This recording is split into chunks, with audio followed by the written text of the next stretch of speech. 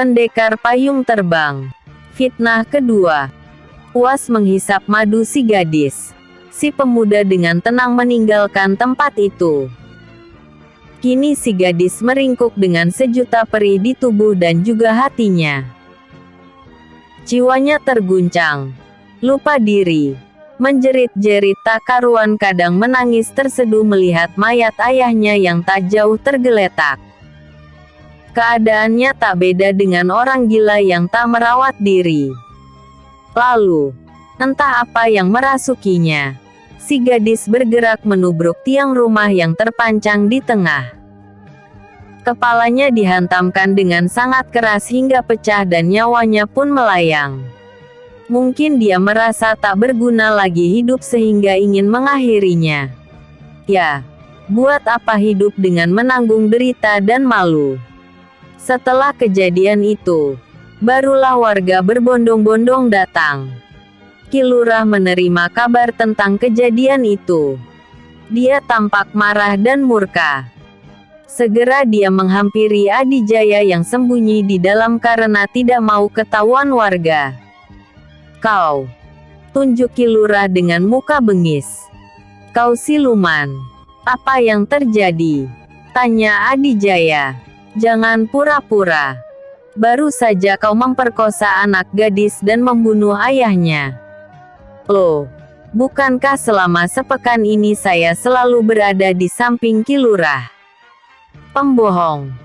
Kau ternyata makhluk siluman yang bisa mencela putra mencela putri. Bisa saja kau sedang menipuku dengan ilmu sihir. Sosok aslimu berada di sana sedangkan yang di sini palsu. Hanya kejadiannya saja." Ki Lurah percaya dengan hal seperti itu. Ki Lurah hanya mendengus. "Kalau begitu ikut saya untuk mengejar pelakunya." "Saya tidak percaya kamu. Jangan-jangan kesembuhan anakku juga hanya sihir.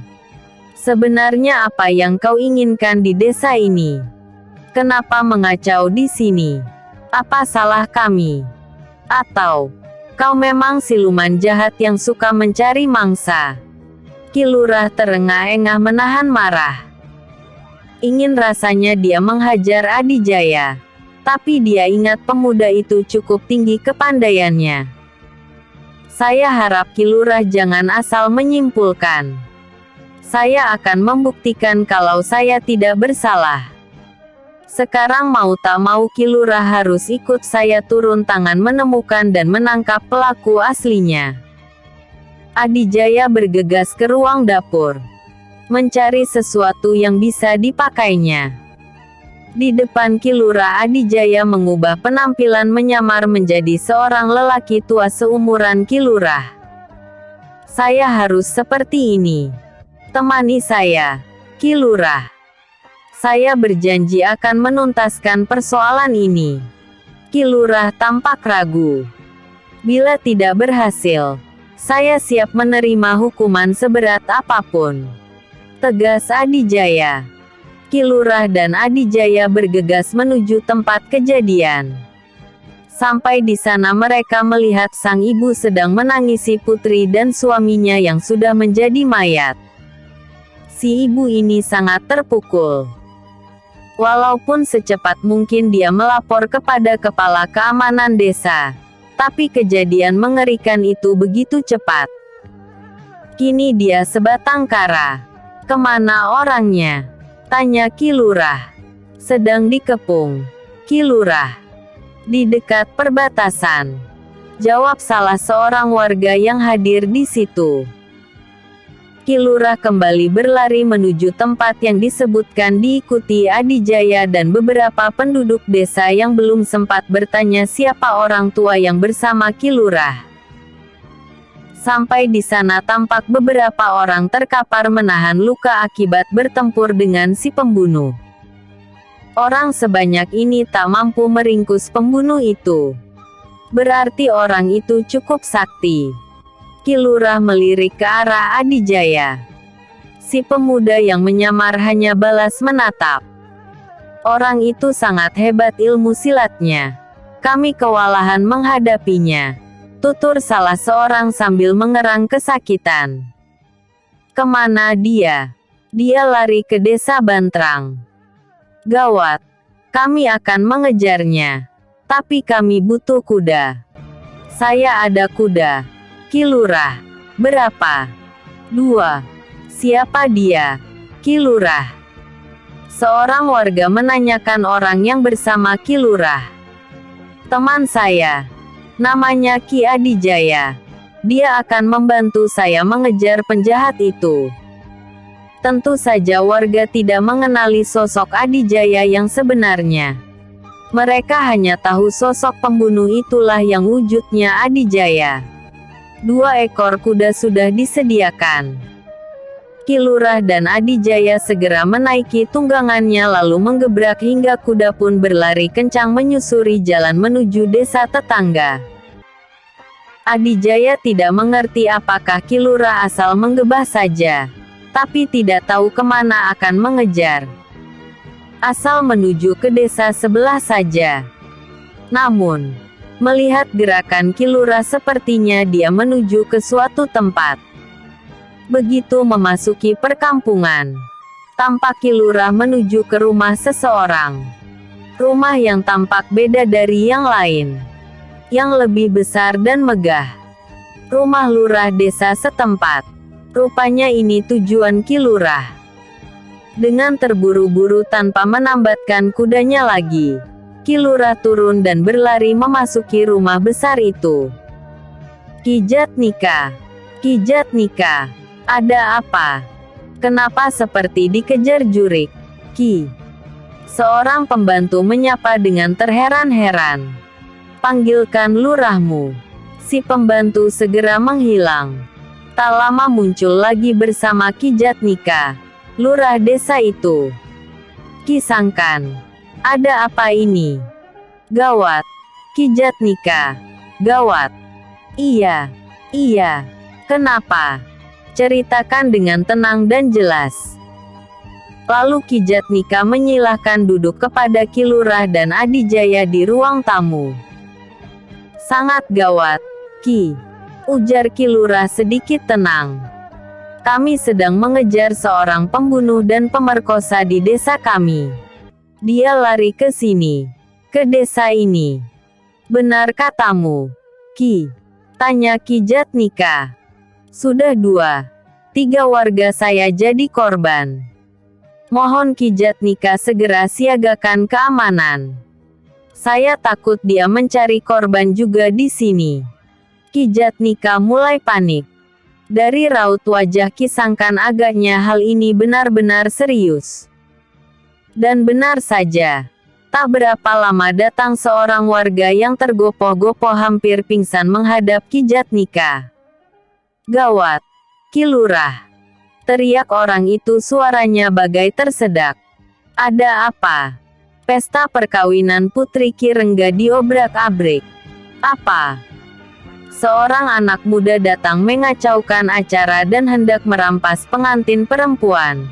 Beberapa petugas keamanan sedang berusaha meringkusnya. Pasti dia orangnya.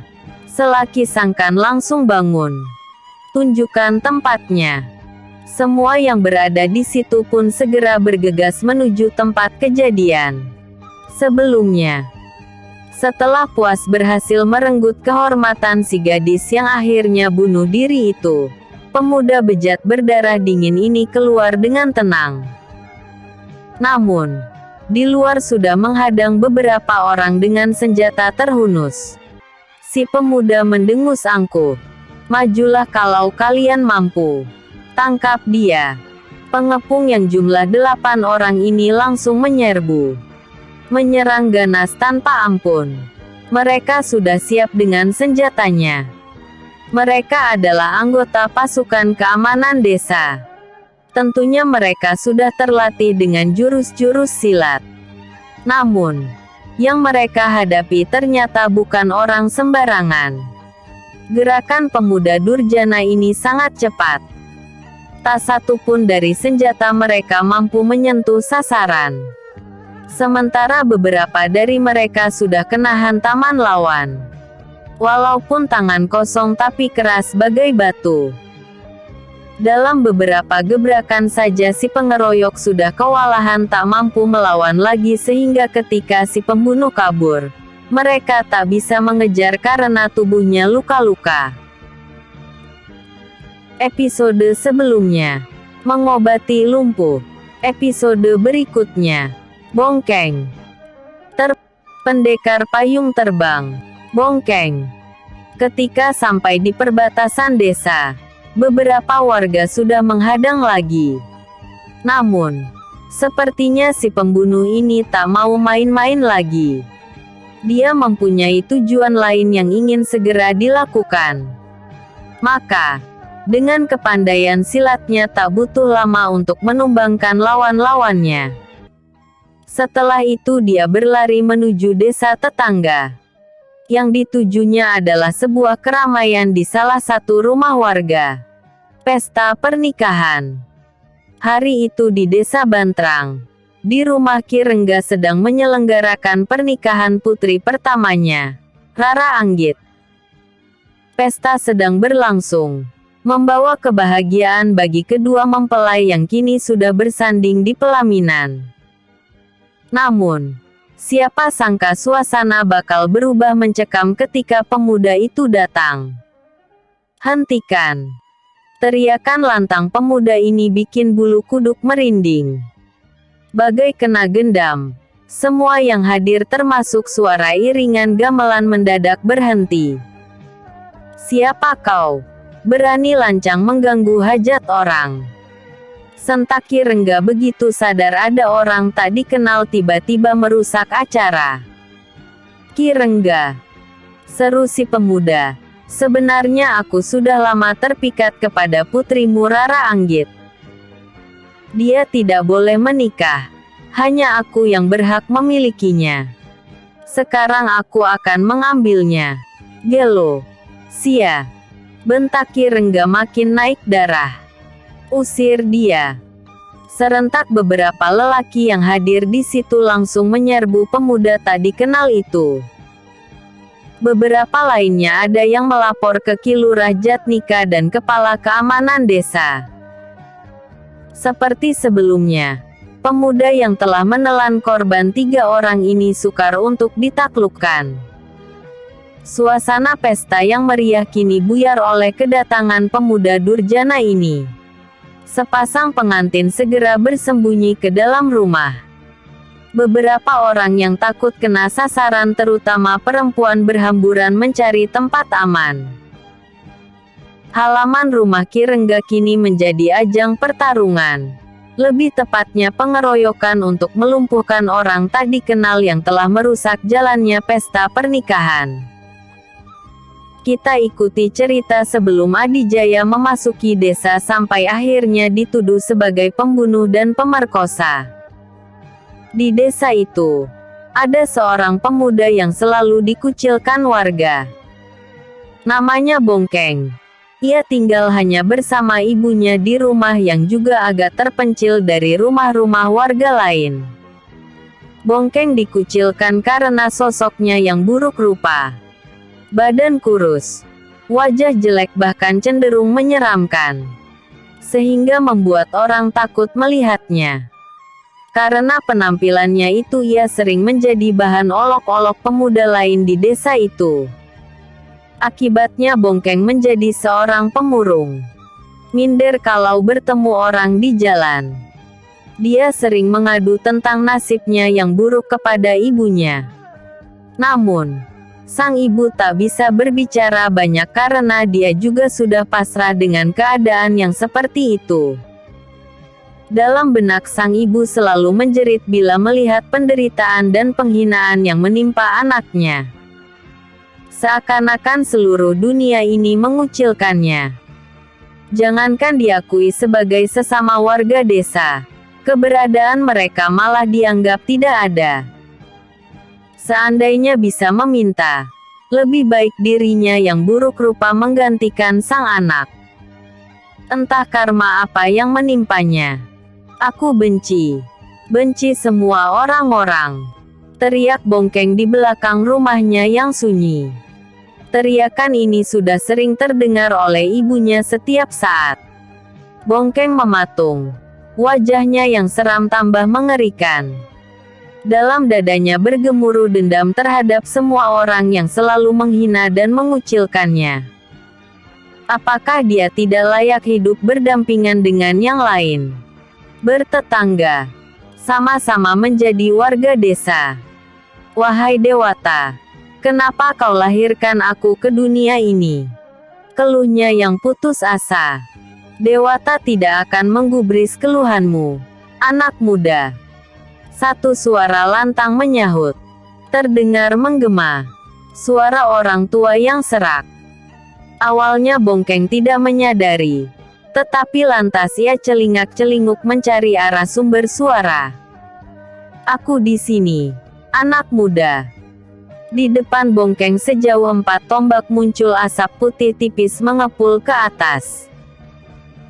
Setelah hilang tersapu angin, dari balik asap itu muncul seorang kakek berwajah angker menatap tajam ke arah pemuda buruk rupa ini.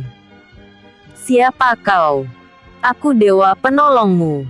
Katamu dewata tidak akan menggubrisku. Itu dewatanya orang-orang yang menghinamu. Sedangkan aku adalah dewatamu yang akan mengubah nasibmu. Nasibku.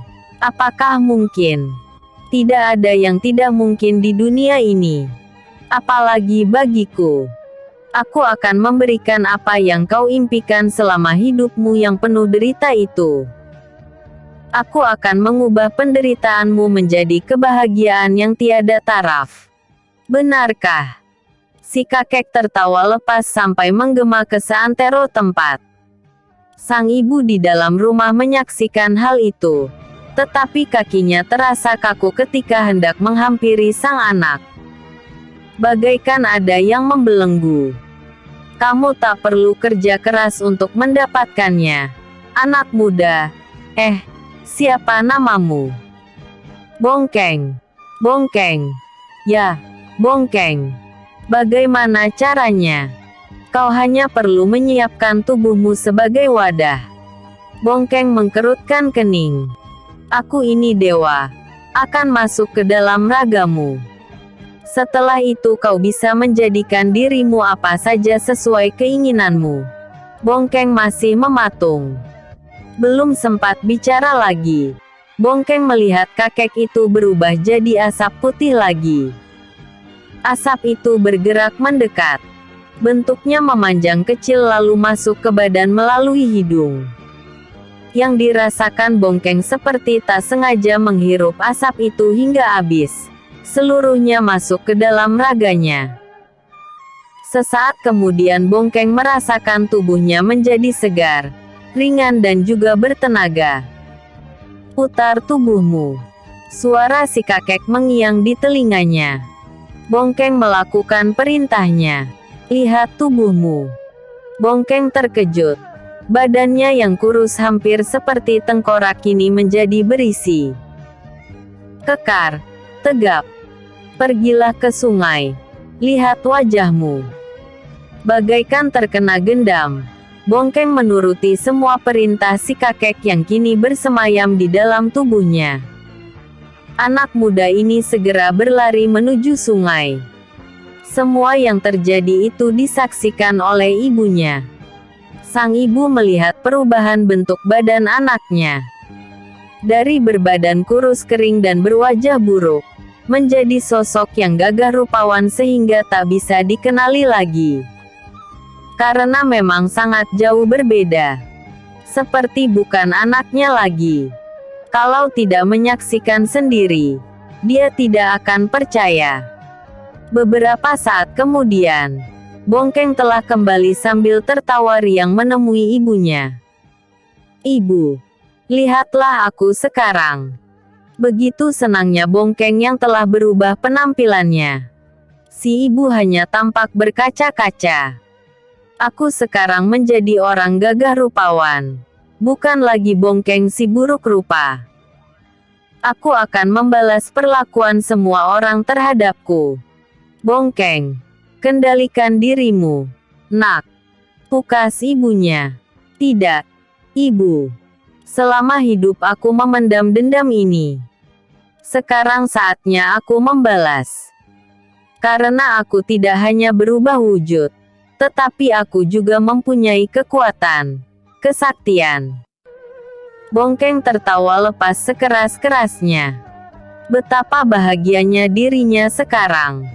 Dengan bersemayamnya kakek misterius dalam tubuhnya membuat semangat hidupnya muncul. Impian dan angan-angan yang selama ini hanya terpendam, akan segera terlaksana. Sementara sang ibu sepertinya tidak gembira atas kebahagiaan anaknya. Firasatnya justru mengisyaratkan sesuatu yang buruk. Tak terasa air matanya menganak sungai di wajahnya. Dengan berubahnya wujud anaknya, maka terbangkitlah hasrat yang terpendam selama hidupnya. Sungguh, sebenarnya dalam hati kecilnya sang ibu tidak menginginkan seperti ini. Rasanya akan lebih buruk dari sebelumnya. Episode sebelumnya, fitnah kedua. Episode berikutnya, terbongkar. Pendekar payung terbang, terbongkar. Kembali ke cerita selanjutnya. Rombongan Ki Lurah Jatnika dan Lurah Sangkan telah sampai di tempat kejadian. Di halaman rumah Ki Rengga tampak beberapa orang tengah mengeroyok satu pemuda yang membuat Adijaya terkejut dan melongo. Begitu pula Ki Lurah Sangkan. Lelaki muda yang dikeroyok itu benar-benar serupa dengan Adijaya. Hanya pakaian saja yang beda. Namun, Ki Lurah Sangkan sangat tahu karena Adijaya sudah cukup lama tinggal di rumahnya. Berkali-kali Ki Lurah memandang Adijaya asli yang menyamar. Sementara Adijaya tua tidak langsung turun membantu. Dia memperhatikan gerak jurus yang diperagakan Adijaya palsu. Sekitar 8 orang yang memiliki kepandaian belum mampu melumpuhkan lawan yang sangat cekatan. Gerakannya lebih cepat dari mereka. Seperti gerakan Kijang menghindari serbuan pemburu. Wikarta, tambah bantuan. Teriak Ki Lurah Jatnika melihat gelagat yang kurang baik.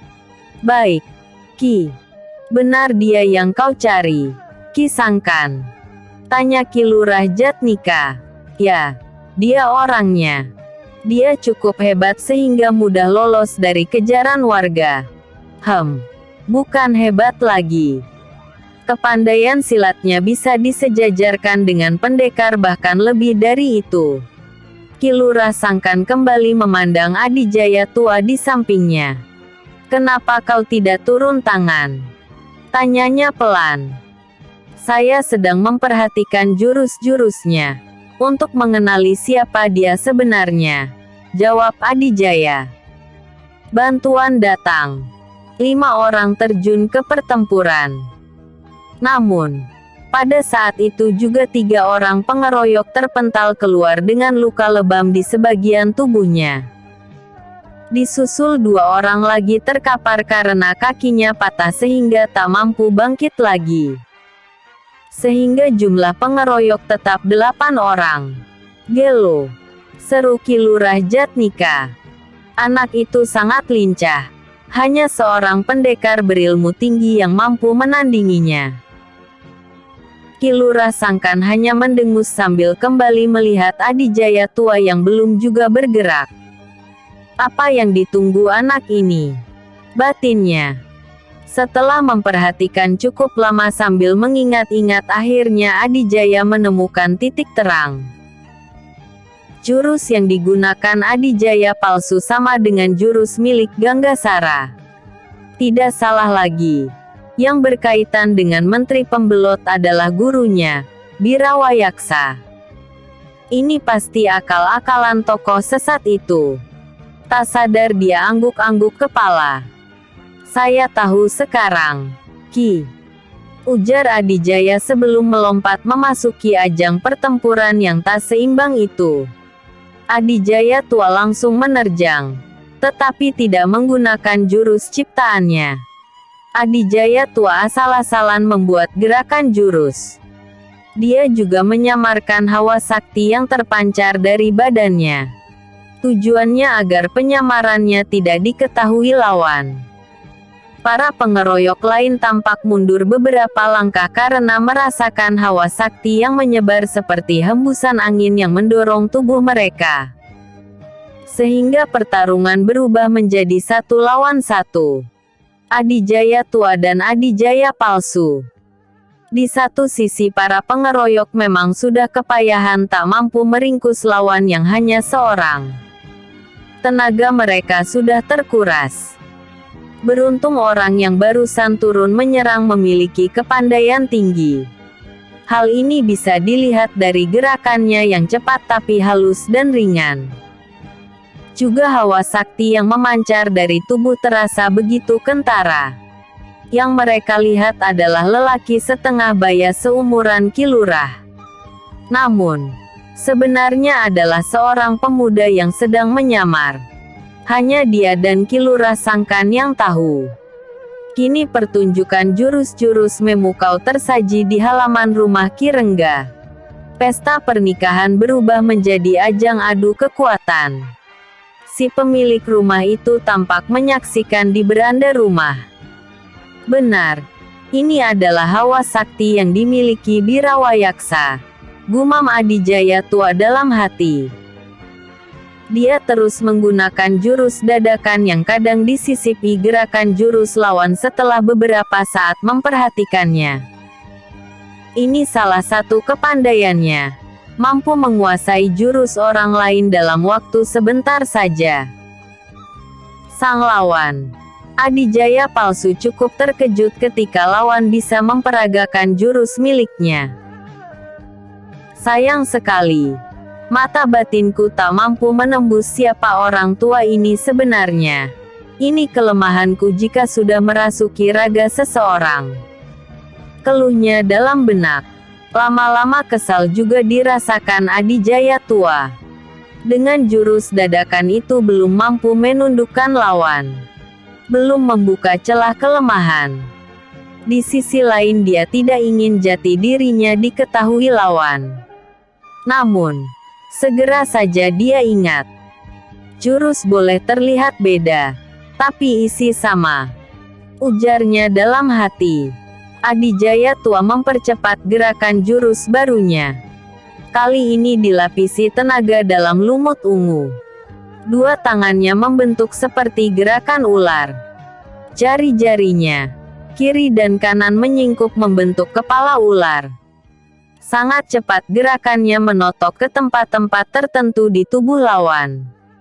Perubahan ini sangat mengejutkan Adijaya palsu.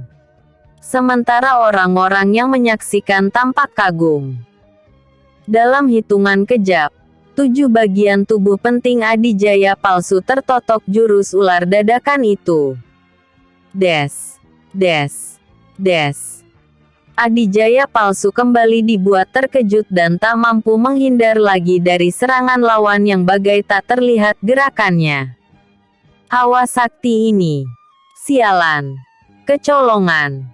Serunya dalam hati sebelum tubuhnya terpental lalu jatuh bergulingan di tanah. Tutukan yang menghantam bagian tubuh yang penting itu serasa meremukkan persendian tulangnya sehingga tubuhnya lemas bagai lumpuh. Bagi orang lain hanya terlihat orang jatuh saja. Tapi bagi Adijaya tua dia melihat satu cahaya melesat keluar dari tubuhnya yang palsu. Sialan. Dia kabur lagi. Sudah jelas sekarang. Birawayaksa merasuki tubuh seseorang kemudian mengubah bentuk menjadi dirinya. Begitu rupanya. Untung sejak awal Adijaya sudah menduga. Mengingat Birawayaksa adalah manusia setengah siluman. Terbukti rencananya berhasil walau harus kehilangan jejak buruannya lagi. Setidaknya untuk membersihkan nama baiknya di mata Ki Lurah Sangkan dan warga desa. Orang-orang segera menghampiri tubuh Adijaya palsu yang terkapar tak berdaya. Yang paling depan adalah Ki Lurah Sangkan. Semua orang menyaksikan termasuk Adijaya tua. Sosok Adijaya palsu perlahan berubah. Dari yang kekar menjadi tubuh kerempeng. Dari wajah yang tampan menjadi buruk. Begitu kembali ke bentuk asli. Yang paling terkejut adalah Ki Lurah Sangkan. "Bongkeng, siapa dia?" tanya Ki Lurah Jatnika. "Warga saya." Ki Lurah Sangkan geleng-geleng dengan kening mengerut lalu mendesah. Akhirnya mayat Bongkeng dibawa kembali ke desanya. Beberapa warga desa ikut membantu mengusung jasad Bongkeng di atas tandu. Dalam perjalanan pulang itu, Adijaya yang masih belum membuka penyamarannya menjelaskan hal yang sebenarnya terjadi. Tubuhnya dirasuki siluman kemudian mengubah wujud menjadi saya. "Kenapa wujudnya kamu?" tanya Ki Lurah Sangkan. "Karena siluman itu buruan saya." Lalu Adijaya menceritakan kejadian sebelum dia datang ke desa itu. "Terus bagaimana dengan siluman itu?" "Dia sudah kabur lagi. Sudah tidak ada lagi di dalam tubuh Bongkeng itu. Tapi saya menjamin tidak akan terulang lagi kejadian yang menghantui warga. Karena siasatnya telah terbongkar. Entah cara apa lagi yang akan dia lakukan." Kemudian tanpa diminta, Ki Lurah menjelaskan tentang keadaan Bongkeng yang memprihatinkan. Kasihan. Ibunya pasti sangat terpukul dengan kejadian ini. Setelah pemakaman Bongkeng, Adijaya yang sudah tidak menyamar lagi pamit melanjutkan perjalanan mencari Birawayaksa. Bagaimanakah caranya agar bisa menemukan manusia setengah siluman itu lagi? Lanjut terus bacanya. Ya. Episode sebelumnya. Bongkeng. Episode berikutnya. Kemelut di Padepokan. Pendekar payung terbang. Kemelut di Padepokan. Untuk menenangkan pikiran, memikirkan gagasan dan mendapatkan berita, Adijaya kembali mencari kedai.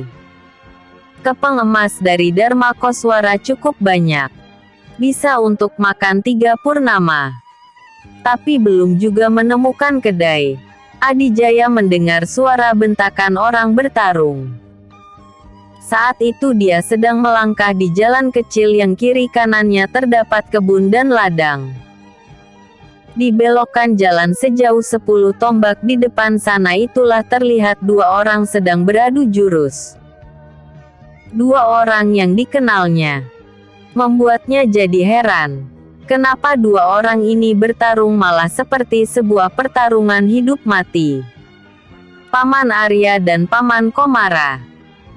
Gumam Adijaya memelankan langkahnya ketika semakin dekat dengan pertarungan 2 orang yang ternyata sama-sama murid Ki Ranggasura dari Padepokan Linggapura.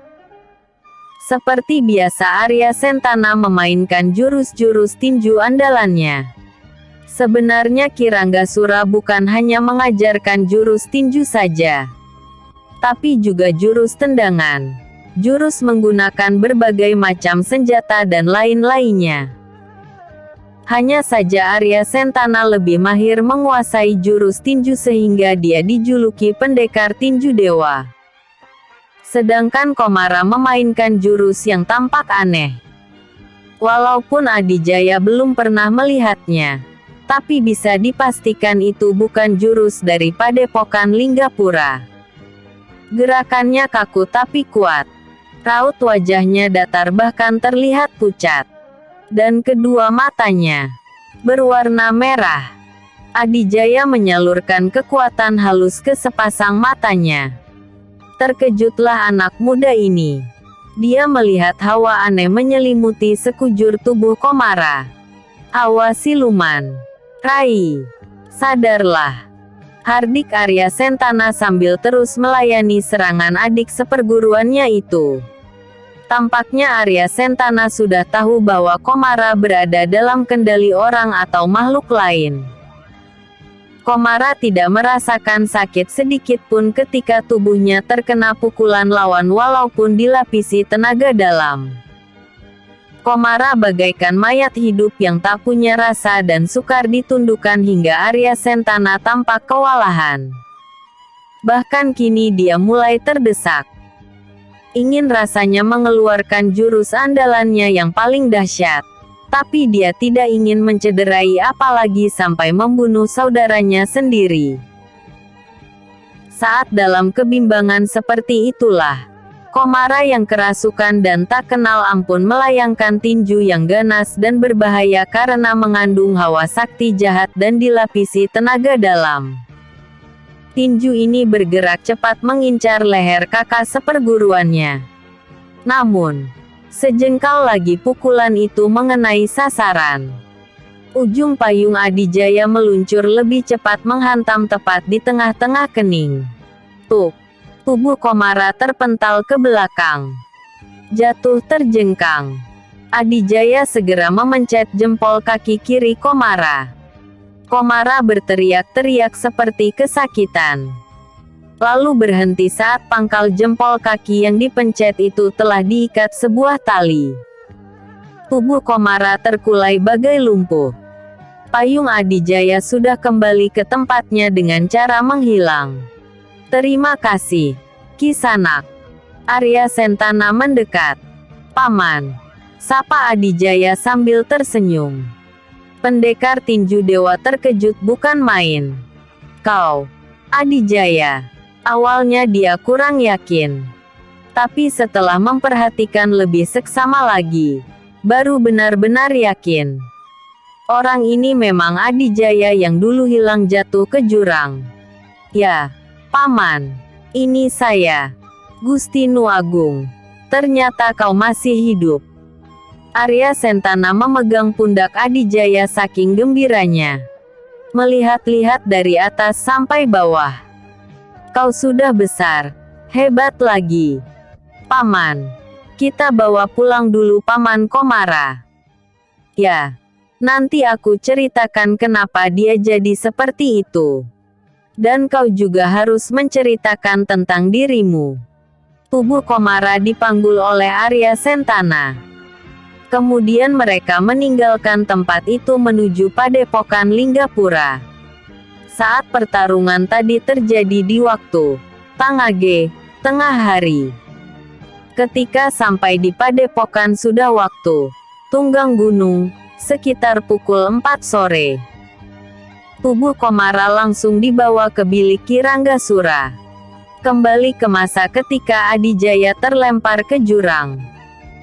6 purnama setelah memberikan hukuman dan mengusir 7 orang murid padepokan Linggapura karena terbukti menganiaya dan memfitnah Adijaya.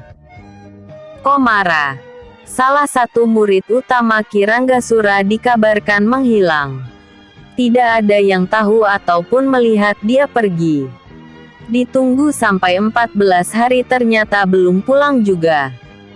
Bahkan Ki Ranggasura yang menggunakan ilmu penerawangan tak mampu menangkap keberadaan muridnya itu. Kemudian sang guru besar mengangkat 4 murid tingkat atas yang ilmunya sudah mendekati tahap sempurna menjadi pelatih menggantikan Komara. 2 orang ditugaskan melatih di padepokan. 2 lainnya menemani Arya Sentana mencari Komara. 1 purnama kemudian Arya Sentana bersama 2 pendampingnya kembali dengan tangan hampa. Keesokan harinya mereka kembali turun gunung mencari saudaranya. Kali ini setiap 2 purnama mereka pulang dan selalu tak membawa hasil. Keempat murid yang diangkat jadi pelatih bergantian menemani Arya Sentana. Karena selain menjalankan tugas juga memberikan mereka pengalaman di dunia luar. Semua ini dilakukan terus sampai 3 tahun. Namun, tetap tak membuahkan hasil. Hingga di suatu pagi, tak disangka Komara telah kembali. Namun, dia tidak sendiri. Dia membawa 7 murid yang telah terusir itu. Sikap mereka aneh. Raut wajahnya datar dan pucat. Kepalanya kaku hanya memandang ke depan. Tidak pernah menengok. Kedua mata berwarna merah. Para murid langsung berkerubung mengurung mereka. "Rai!" sapa Arya Sentana. Tapi Komara seperti tak mengenalnya. "Mereka kena gendam," ujar Ki Ranggasura yang baru datang. Suara Komara menggerung seram. "Kami datang menuntut balas," ujarnya. Suaranya besar tapi serak dan nadanya datar. "Hancurkan!" teriak Komara lagi. Serentak ketujuh orang yang dibawanya bergerak mendekati murid-murid dan langsung menyerang siapa saja yang dekat. Terjadilah kekacauan. 8 orang yang seperti mayat hidup itu mengamuk. Walaupun 1 orang dilawan sampai 10 murid, tapi sangat sukar dilumpuhkan. Tubuhnya seperti kebal, tidak merasakan sakit saat terkena pukulan atau tendangan. Malah beberapa murid mengalami cedera sendiri. "Putuskan urat nadi di lehernya," seru Ki Ranggasura memberikan petunjuk. Arya Sentana yang sedang menghadapi Komara mendengarnya. Tapi dia menjadi bingung. Apakah dia harus membunuh saudaranya sendiri? Walaupun tahu adik seperguruannya ini dalam pengaruh gendam, murid-murid biasa sudah banyak yang terluka. Kini tersisa tinggal 7 orang yang masih mampu melawan. 4 orang yang sudah diangkat jadi pelatih dan 3 orang murid tingkat atas yang ilmunya sudah dibilang paling tinggi. Atas petunjuk sang guru akhirnya mereka bisa melumpuhkan orang-orang yang seperti mayat hidup itu. Ada yang menggunakan senjata. Ada juga yang menggunakan ketajaman kuku tangannya, yaitu memutuskan urat nadi di leher. Memang jadi lumpuh. Tubuhnya terkulai lemas. Tapi nyawanya hilang juga. Kecuali Komara. Sangat kuat. Ini pertarungan paling susah yang dialami Arya Sentana selama jadi pendekar. Bahkan pertarungan ini sampai menjauh keluar dari padepokan karena saling kejar-mengejar. Sementara itu Ki Ranggasura sudah melesat entah kemana sejak keributan dimulai setelah memberikan petunjuk tadi kepada muridnya. Ki Ranggasura mencari dalang yang mengendalikan pengacau itu. Dengan ilmu pelacak hawa, Ki Ranggasura menelusuri hawa gendam yang memancar di sekitar padepokan. Walaupun tidak terlihat tapi bisa dirasakan. Sampai akhirnya menemukan juga sumbernya. "Ternyata kau," seru Ki Ranggasura. Episode sebelumnya terbongkar. Episode berikutnya, pertemuan kembali. Karpayung terbang. Pertemuan kembali. Lelaki setengah baya berpakaian serba hitam terkejut melihat Ki Ranggasura. Tadinya lelaki ini tengah merapalkan suatu mantra ajian sambil duduk bersila sampai seruan Ki Ranggasura mengejutkannya. Segera saja lelaki itu hendak melarikan diri. Tapi Ki Ranggasura melesat mencegatnya langsung mengirimkan serangan. Menyadari tak ada jalan lagi, terpaksa dia menyelamatkan diri dulu dari serangan lawan yang begitu cepat datang. Lelaki ini sengaja hanya menghindar saja. Itu pun sekuat tenaganya. Dia sadar jika 1 lawan 1 tidak akan mampu melawan Ki Ranggasura. Dia menunggu kesempatan untuk kabur. Dia juga sudah mengirimkan pesan lewat ilmu batin kepada seseorang agar membantunya. Lalu tiba-tiba saja angin kencang bertiup menghempas tubuh Ki Ranggasura. Saat terhempas itulah sekelebat banyangan membawa lari lelaki serba hitam. Untung Ki Ranggasura bisa mengimbangi tubuhnya sehingga tidak terjatuh. Kakek tua ini menghempaskan napas begitu buruannya hilang. Lalu dia kembali ke padepokan. Pertarungan antara Arya Sentana dengan Komara yang sampai menjauh dari padepokan itulah yang kemudian dilihat oleh Adijaya. Sekarang mereka sudah berada di bilik Ki Ranggasura. Sosok Komara terbaring di lantai. Ketika Ki Ranggasura datang, Arya Sentana telah selesai menceritakan kejadiannya dari awal. Sampurasun. Hatur sembah. Ki Adijaya menjura. Ki Ranggasura sempat tercengang sejenak. Lalu senyumnya merekah. Adijaya. Adijaya menghambur hendak bersujud. Namun, Ki Ranggasura buru-buru mencegahnya. Bangunlah, nak. Bagaimana guru? Tanya Arya Sentana tentang usaha sang guru yang mencari dalang kekacauan di padepokan. Lalu dia menceritakan pertemuannya dengan Adijaya yang bisa melumpuhkan Komara. Ki Ranggasura melihat ke arah sosok yang terbaring. Dalangnya ternyata anggota begal Cakrageni yang hilang itu. Dia menggunakan ilmu gendam untuk mengendalikan mereka. Jelas Ki Ranggasura. Paman Kuntala, ujar Adijaya menyebut namanya. Dia juga masih ingat ketika sosok Kuntala yang tergeletak terluka tiba-tiba hilang. Dia dibawa kabur lagi. Lanjut Ki Ranggasura. Adijaya, bagaimana kau bisa tetap hidup sampai sekarang? Kabarnya kau terlempar ke jurang. Pamanmu sudah berkali-kali mencari, tapi tak menemukanmu. Kemudian secara rinci Adijaya menceritakan semuanya. Dari mulai hidup di goa, bertemu Guryang, Darmakoswara hingga pengalamannya bersama Cakrawarman sampai menyaksikan kematian sang panglima. Tidak lupa dia juga menceritakan tentang tugas dari seseorang yang disebut Eyang Batara untuk melenyapkan Birawayaksa. Eyang Batara. Ki Ranggasura tertegun menerawang. Kau beruntung bisa bertemu beliau. Aku yang sudah setua ini belum pernah melihatnya. Bukankah Birawayaksa itu tokoh sesat? Tanya Arya Sentana. Ya, dia manusia yang sedang lelaku agar berganti jenis menjadi siluman. Sepertinya sudah menjadi siluman, ujar Adijaya. Kemudian menceritakan pengalamannya masuk ke hutan Mandapa dan saat tertimpa masalah di suatu desa. Luar biasa, puji Ki Ranggasura. Jika kau mampu mengimbangi Birawayaksa berarti kekuatanmu sudah sangat tinggi. Melebihiku. Ah, kakek terlalu merendah. Aku masih belum ada apa-apanya dibanding Paman Arya.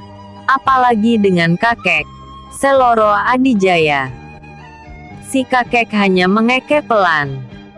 Pendekar payung terbang, ujarnya kemudian sambil memandang ke Arya Sentana.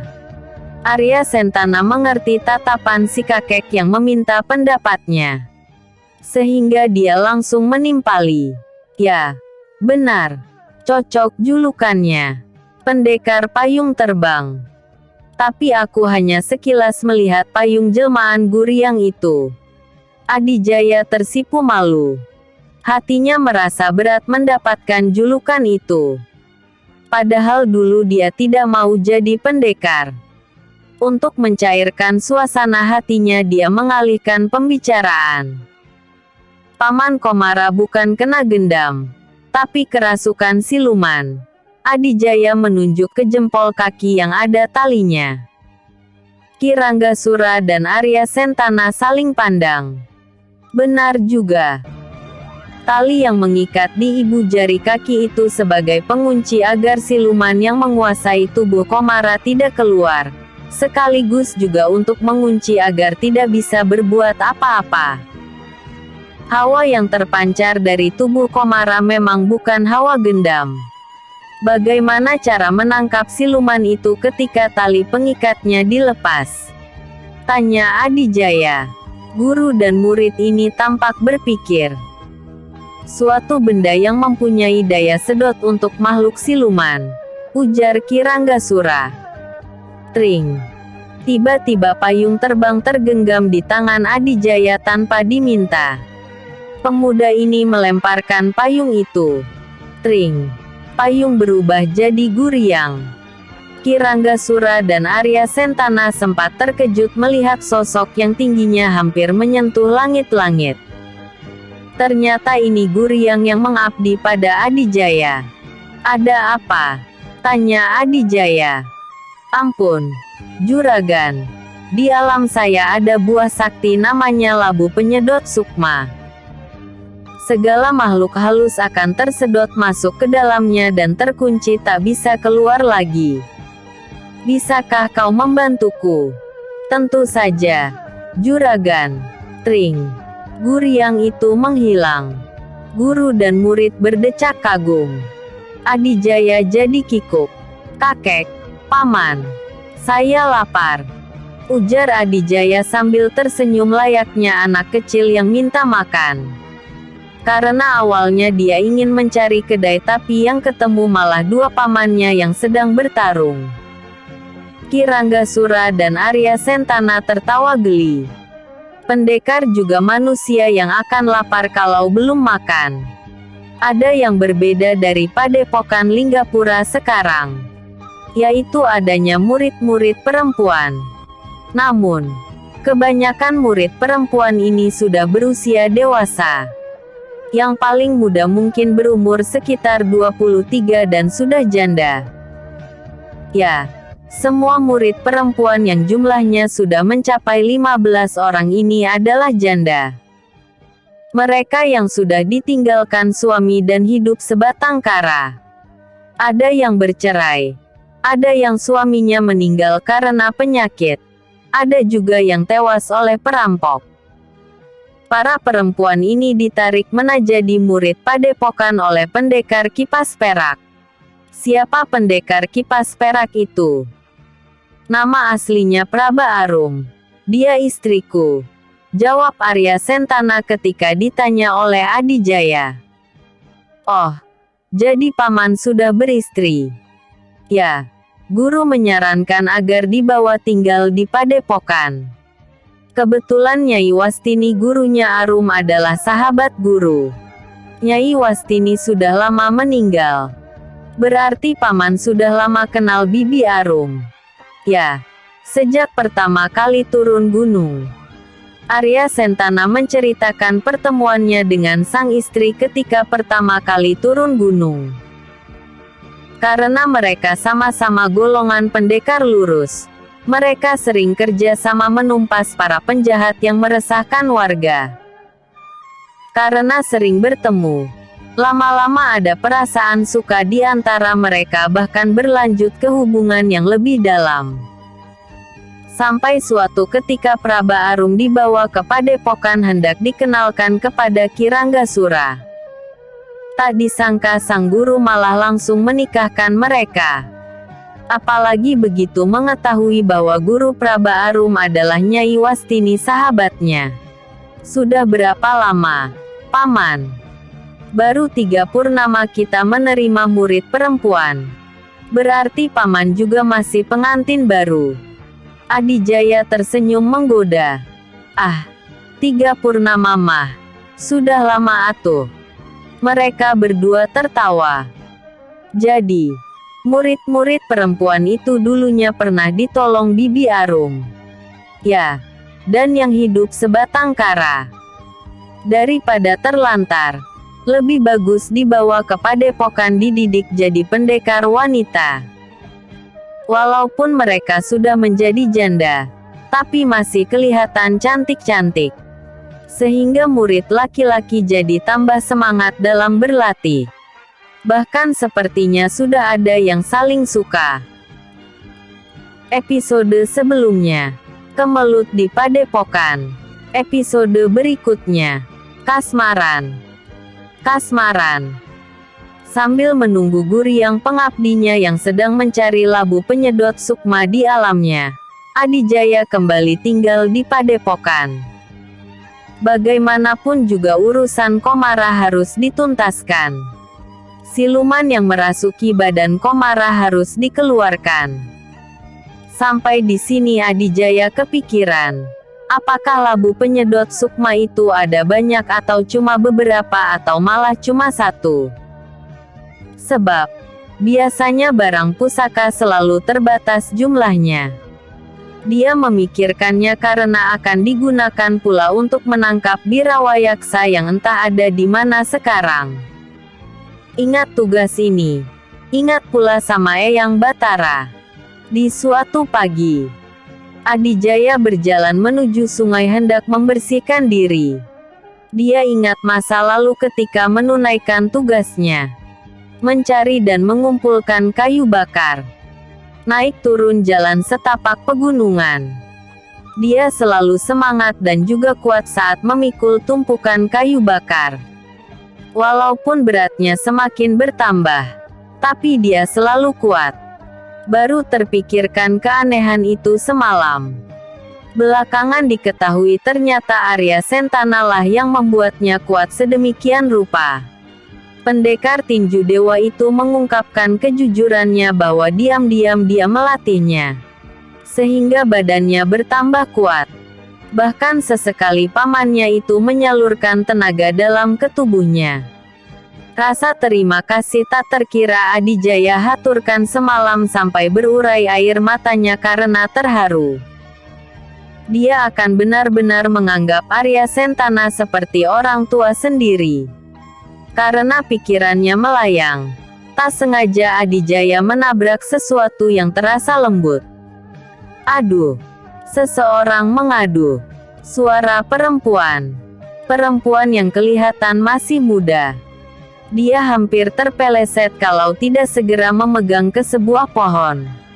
Untung bakul berisi pakaian yang baru dicucinya masih terpegang kokoh di tangan satunya. Rupanya sesuatu yang lembut itu adalah kulit perempuan ini yang terasa halus. Maaf, maaf, ucap Adijaya. Dadanya berdebar kencang. Ini pertama kali melihat perempuan dari jarak dekat. Wajahnya lonjong dengan dagu lancip. Matanya lentik. Hidung mungil lancip dan bibir tipis. Secara keseluruhan wajahnya cukup cantik dengan warna kulit sawo matang. Makin berdebar ketika perempuan itu balas menatapnya. Tatapan lembut tapi tajam bagai mata panah yang hendak menikam jantung. Saya tidak sengaja. Tadi saya melamun. Kenapa begitu gugup? Adijaya merutuk dirinya sendiri. Ada perasaan aneh dalam dirinya. Tidak apa-apa, ucap perempuan ini. Suaranya begitu lembut yang membuat si pemuda semakin berdebar. Ada apa ini? Kenapa perasaan ini begitu aneh? Saya baru melihat Akang murid baru di sini. Tanya si perempuan kemudian. Adijaya terperangah. Kaget. Sikap kagetnya ini membuat perempuan itu sedikit tertawa sambil menutup bibirnya. Ini membuatnya semakin terlihat mempesona. Iya. Hanya itu yang keluar dari mulut Adijaya karena saking gugupnya. Saya. Permisi dulu. Tak mau gugup lebih lama lagi. Adijaya segera berlalu meninggalkan perempuan itu. Setelah melangkah jauh dan tak melihat perempuan tadi di belakangnya, Adijaya berhenti sejenak. Dia garuk-garuk kepala yang tak gatal. Akang, gumamnya. Aku dipanggil Akang. Pemuda ini senyum-senyum sendiri sambil melanjutkan langkahnya. Rupanya itu yang membuat dia terperangah tadi.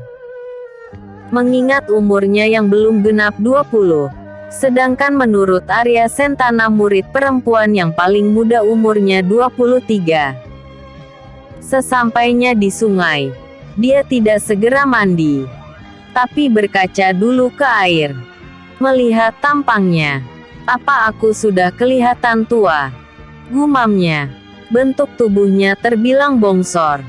Sehingga di usianya sekarang terlihat seperti orang dewasa. Dia ingat. Pertama kali keluar dari goa juga bercermin ke air melihat keadaan dirinya. Kenapa sekarang seperti baru sadar? Ah, kenapa aku lupa menanyakan namanya? Sesal Adijaya mengingat perempuan tadi. Mungkin saking gugupnya pertama kali berpapasan dengan perempuan. Begitu juga dengan si perempuan. Dia tampak menyesal tidak menanyakan nama pemuda itu. Dia senyum-senyum sendiri membayangkan sosok Adijaya yang tampan dan gagah. Sampai satu suara menegurnya. Ada apa nih? Kok senyum-senyum sendiri? Perempuan ini terkejut. Rupanya dia sudah sampai di padepokan. Teteh Arum. Perempuan ini tersipu malu. Ada apa, Kinasih? Tanya perempuan yang disebut Teteh Arum yang tidak lain adalah Praba Arum alias pendekar kipas perak. Perempuan yang cantik dan anggun dengan rambut panjang terurai. Sorot mata yang tajam. Hidung mancung dan tubuh yang langsing juga tinggi. Lebih tinggi dari perempuan biasa. Itu.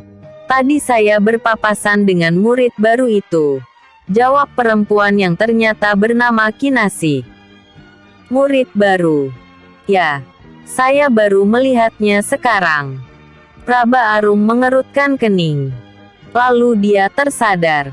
Oh, itu Adijaya. Dia murid lama yang menghilang. Kini telah kembali. Begitu yang dia ketahui dari suaminya, Arya Sentana. Oh, Kinasih angguk-angguk. Tapi, kok dia aneh? Aneh kenapa? Saya panggil Akang. Dia kaget. Praba Arum tertawa geli. Kinasih kerutkan kening. Ya, jelas. Dia umurnya belum juga 20. Masih budak, hihihi. Hah. Kinasih melongo antara percaya atau tidak. Percaya karena wajah polos Adijaya masih seperti remaja. Tidak percaya karena tubuh lelaki itu yang seperti orang dewasa. Cuma badannya bongsor, ujar Praba Arum kemudian. Kinasih kembali tersipu. Dialah murid perempuan yang termuda itu. Tapi sosoknya masih seperti gadis. Karena dia seorang janda muda. Suaminya tewas diterkam harimau saat berburu di hutan. Saat itu baru 2 tahun menjalani pernikahan dan belum dikaruniai anak. Selain itu baik dirinya juga suaminya sudah budak pahatu lalis anak yatim piatu. Kemudian dia ditemukan oleh Praba Arum lalu dibawa ke padepokan. Saya permisi dulu, Teh. Pamit Kinasih. Praba Arum menyilakan sambil tersenyum penuh arti. Banyak murid laki-laki yang suka kepada Kinasih. Tapi sepertinya perempuan itu acuh-acuh saja.